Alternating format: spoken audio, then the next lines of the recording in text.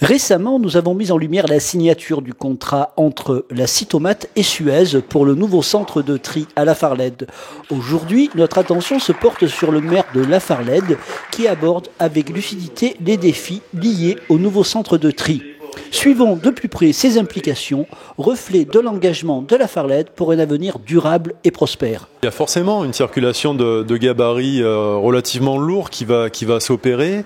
Ça faisait partie des questions que j'ai pu poser et des exigences que j'ai eues dans ce dossier.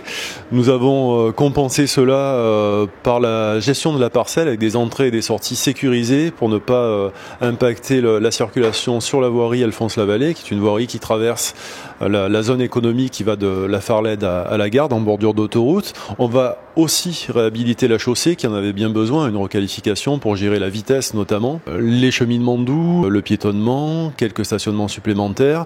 Donc la question de la circulation va être compensée par les aménagements que nous ferons aux abords de cette parcelle, en coopération avec le Citomate, bien sûr, dans le cadre d'un PUP, avec la communauté de communes de la vallée du Gapot. Le geste de tri, même s'il progresse dans l'esprit collectif, demande encore beaucoup d'éducation.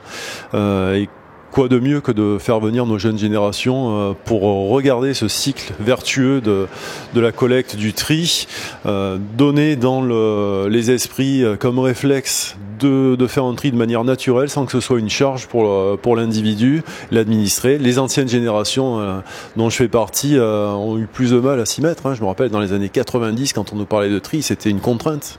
Là où d'autres régions s'y sont mis de manière un peu plus systématique et rapide, eh bien les jeunes générations, j'en suis sûr, comme toujours, vont être promptes à mieux réagir, à faire ce geste de façon plus naturelle que nous. Donc on va faire ce volet pédagogique. L'emploi, c'est important aussi. Un peu plus de 40 emplois qui seront proposés.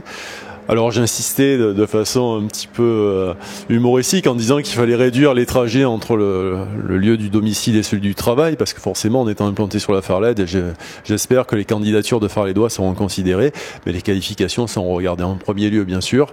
Donc des retombées économiques pour le secteur en termes d'emploi aussi, effectivement. Et puis le volet environnemental qui n'a pas été négligé avec de nombreux arbres plantés. C'est un de nos objectifs sur le mandat municipal aussi. Une meilleure gestion des eaux pluviales, du photovoltaïque de manière assez importante en toiture. Et puis de manière générale, une requalification d'une friche industrielle qui avait un aspect assez disgracieux et qui sera aujourd'hui, eh bien, écoutez, une usine de tri clinquante et qui va, avec d'autres parcelles qui sont en cours de requalification sur la zone, donner un nouveau souffle à cette zone économique qui est une vieille zone de la fin des années 60 et qui petit à petit va rajeunir et répondre aux exigences de notre époque.